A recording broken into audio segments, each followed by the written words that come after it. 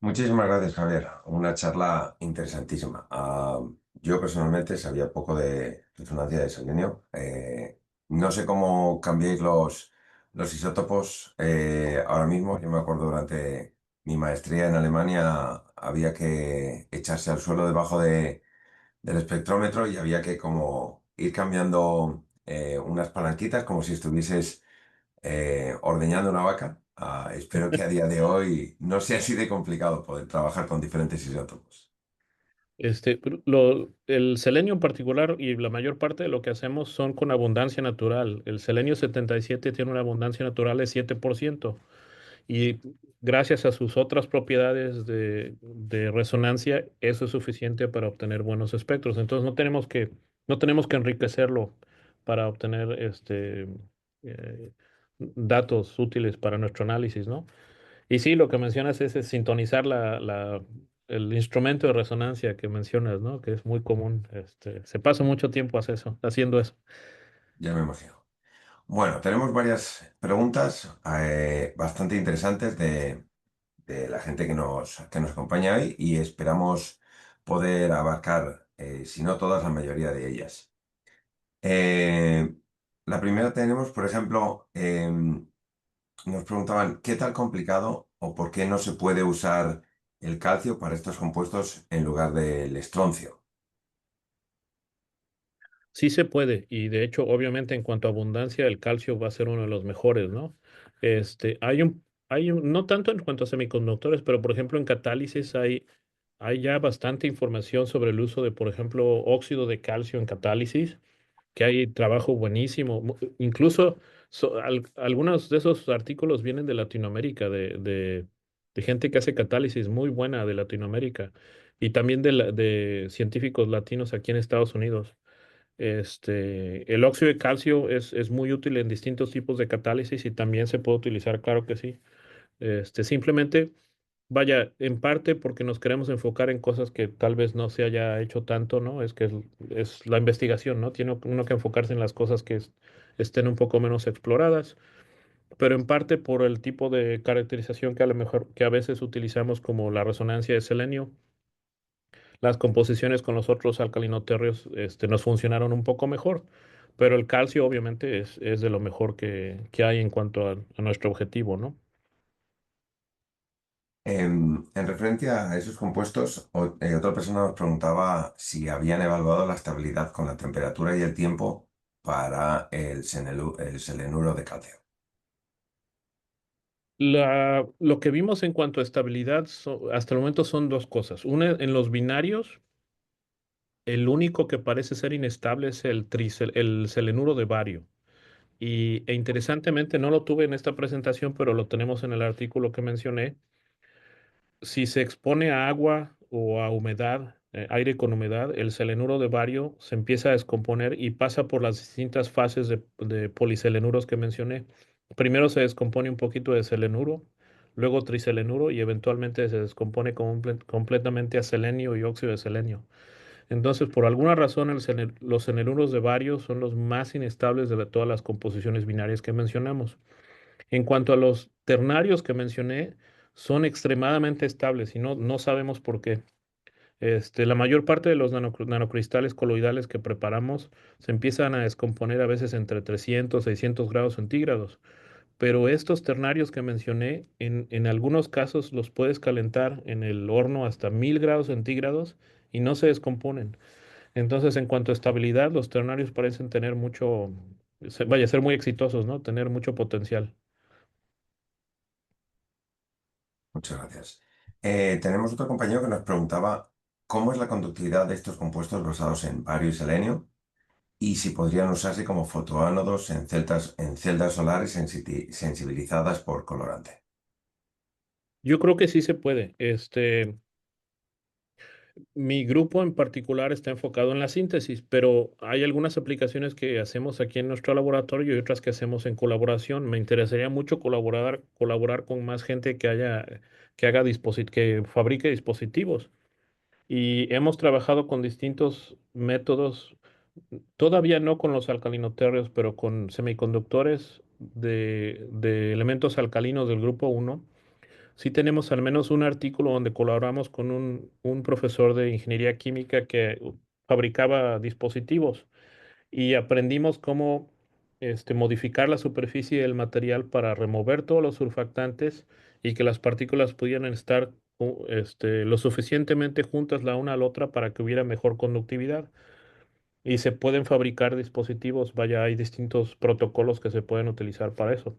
Entonces, vaya, que se puede, hay que medir la conductividad específica, algo se sabe sobre el material, de partícula grande, monocristal, en estos materiales, pero hay mucho que aprender todavía, ¿no? Entonces, si alguien está interesado en eso, por favor, díganme y podemos colaborar, ¿no? Referente a las aplicaciones, tenemos otra persona que nos preguntaba si alguno de los materiales que han estado sintetizando puede ser aplicado en fotodegradación de contaminantes. Sí, sí se puede. De hecho, no lo mencioné, pero esta estudiante que está aquí hasta la derecha, Eve Stegner, que es una nueva estudiante de doctorado, está trabajando en fotocatálisis, en parte en colaboración con el grupo de la Autónoma de Barcelona, del profesor Guirado. Estamos principalmente enfocados en la degradación de nitrato, idealmente por fotocatálisis, vaya utilizando luz solar. Y y se puede degradar a distintas cosas. Se puede ya sea degradar simplemente a nitrógeno y que se vuelva a ir para el aire, o se puede reciclar el nitrógeno para producir amonía. También se puede reaccionar la amonía que se produce, perdón, el amoníaco que se produce con dióxido de carbono y se puede producir, por ejemplo, urea que se puede utilizar como fertilizante. Y también dentro de sus estudios que está haciendo Yves, también ha explorado un poco la degradación de colorantes. Y hay muchos, ¿no? Vaya, hay colorantes que son más o menos tóxicos que otros y otros que están en exceso en el ambiente. Este, de hecho, hay en el último año la EPA americana, había prohibido nuevos colorantes para su uso en alimentos y en esos son los que se ha estado enfocando y para poder degradarlos y sí se puede hacer. Ahora que comentas, Javier, sobre la toxicidad, tenemos una persona que nos daba un apunte sobre que el selenio también se considera tóxico, así como el cadmio y el teluro. Entonces, si podría darnos algunas indicaciones sobre estos aspectos. Sí, sí, vaya, obviamente de lo bueno poco, ¿no? Tengo un vecino, amigo muy bueno que es, le gusta mucho correr, ¿no? Hace maratones. Y estábamos, alegando hace un poco y le dije, lo único que se puede tomar uno o comer uno en exceso es el agua, ¿no? Y me dijo, no, el agua en exceso es peligrosa, ¿no? Porque puede afectar tu equilibrio de metabolitos, ¿no? Entonces, vaya, obviamente, dependiendo de la concentración, el selenio y otros elementos pueden ser tan tóxicos o detrimentales tanto como otros elementos, ¿no? No sé si el cadmio, a lo mejor no el plomo o el arsénico, ¿no? Dependiendo depende de la aplicación y depende de muchas otras cosas, muchas otras cosas, del estado de oxidación, del tamaño de la partícula, de la estabilidad de la partícula, etcétera. Este, en cuanto a aplicaciones más biocompatibles y para menor toxicidad, quisiéramos enfocarnos más en los sulfuros, en los óxidos, en calcio, pero en cuanto a caracterización de los tipos de materiales que estamos utilizando, como somos químicos, empezamos a trabajar en una familia y trabajamos en la familia completa desde arriba hasta abajo del grupo de la tabla periódica, ¿no? Entonces, vaya, es más difícil para nosotros hacer, por ejemplo, resonancia de sólidos de azufre, pero podemos hacer resonancia de sólidos de selenio y por eso nos enfocamos en cuanto a caracterización un poco más en las composiciones, por ejemplo, de selenio. Pero en cuanto a aplicaciones, en cuanto a utilidad a escala mayor, obviamente estamos conscientes de eso y quisiéramos enfocarnos en cosas que sean lo menor tóxico posible, ¿no? En tu charla has hablado sobre todo de sulfuros y selenuros. Tenemos aquí una persona que nos pregunta si en su laboratorio han intentado trabajar con teluro. Nos daba el caso particular que durante su doctorado esta persona intentó trabajar en síntesis orgánica con compuestos organoteluros, pero que le resultó un tipo de síntesis muy compleja. Sí, sí hemos trabajado con teluros y telurio. Y estoy de acuerdo con el comentario, ¿no? La química en, en mi propia experiencia, la química de elementos del grupo 16 se vuelve más y más complicada conforme bajamos en el grupo, ¿no? Este, Vaya, obviamente el oxígeno, pues tiene una química muy diversa, ¿no? Igual que cualquier otro elemento de ese periodo. La química del azufre es muy interesante, la del selenio es similar a la del azufre, pero no igual. Pero cuando se baja uno hasta el telurio, vaya, la reactividad sube muchísimo. Y sí hemos preparado algunos materiales coloidales a base de telurio, pero son difíciles y comúnmente son más inestables.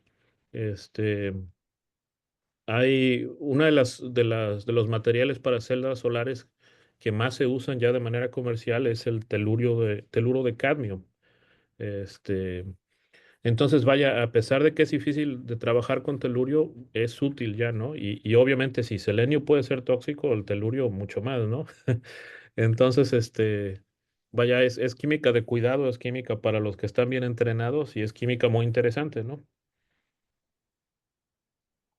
De acuerdo. Una última pregunta y acabaremos. Hemos hablado un poquito de los puntos cuánticos, pero hemos tenido muchos compañeros que nos preguntaban sobre ellos y entonces uno de ellos nos preguntaba qué proyección le ves a los puntos cuánticos de carbono en relación a los semiconductores en cuanto a que existe una gran disponibilidad de carbono en la naturaleza en relación a elementos que has estado mencionando durante tu presentación. Sí, sí hay puntos cuánticos de carbono, como dicen muy bien, y una de las aplicaciones nuevas de materiales a nanoescala, obviamente, son para química, como le dicen, para computación cuántica, aplicaciones de inteligencia artificial, materiales cuánticos. Hay versiones de carbono que están dopadas con centros de nitrógeno, por ejemplo, que son de mucho interés para los físicos que están utilizándolos para estudiar el comportamiento de espines individuales, ¿no? Este,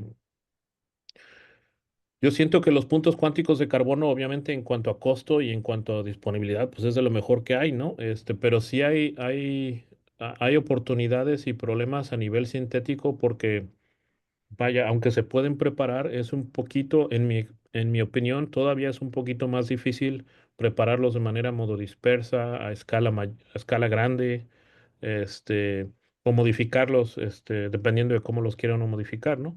Sí se puede hacer y no es mi área particular de investigación, pero obviamente sí tienen mucho potencial, ¿no? Por las razones que mencionó esta persona. Bueno, pues nos hemos pasado ya en un minuto de la hora establecida para esta charla y desde luego, Javier, muchísimas gracias por darnos esta charla tan interesantísima, por compartir tu conocimiento y tus últimos descubrimientos con todos nosotros, con toda la comunidad hispanohablante de la American Chemical Society. Muchas gracias, Greco y Juliana. Muchísimas gracias a todos. Gracias por su atención y estamos en contacto.